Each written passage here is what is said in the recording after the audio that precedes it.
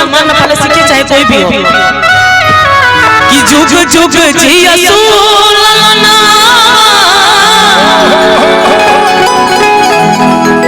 अरे की भवनवा के भाग जल आज जहां पूरा टीम रितिका बाबू खुशी जी आओ बाबू तुम भी आ जाओ विश्व सुंदरी तुम भी आ जाओ ए लाल लाल होई है भाई बर्थडे के समय बाकी कटाता तो के सेलिब्रेशन में गावल होगा खुशी जी सीमा जी मोहनी जी आए आरती जी मोहिनी जी आज कितनी बकरी की तरह बोलती है थोड़ा बोलो ना थोड़ा बोलो सच में कितनी क्यूट है ना ये हाय रितिका हाय बुका किसिया लुका हां भैया अंशु जी के लड़का हो गए कहां बने अंशु जी अरे सुधा जी के बहन तो बोलैबे ना कहने साले को मिठाई अकेले खाता नहीं जाए बाबा जा अरे तो सुधा जी के सुशीला जी के बहन के अबे भैया अबे भैया ए ला ला ला ला होई है अंशु हमारा बेटा खाते कुलवा के दीपक मनवा में आशा लगल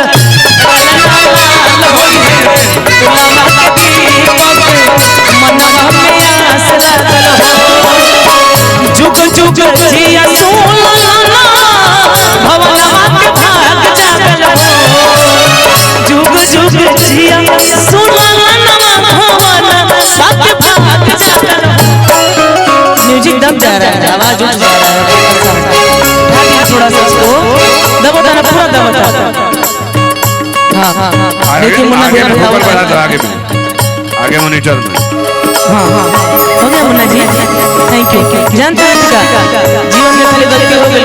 अब क्यों कुछ बोला तो माइक धरे चुपचाप बैठ जाते हैं कहीं कहीं पर स्वाभिमान का चुप रहे तो पड़े ए ला ला ला होई है लवा के दीपक मन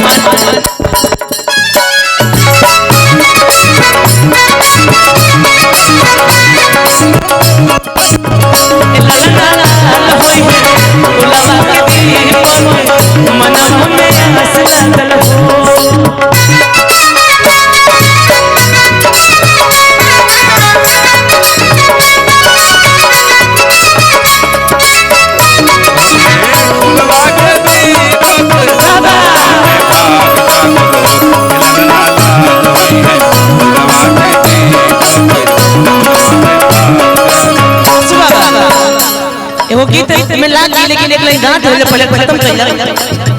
नकिया त होवे जैसे बाबूजी के अखियां हमारी के हो नकिया त होवे जैसे मुन्ना जी के अखियां सुधा जी के हो नकिया त होवे जैसे छोटे बाबा के नकिया हमारी के हो एला चेहरा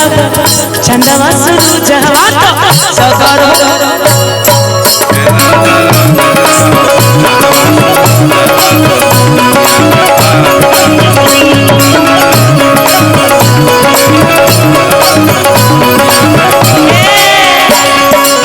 तनी भाई भाई रुकी ना अंदर खाती हमारे अम्मा जी बन जाना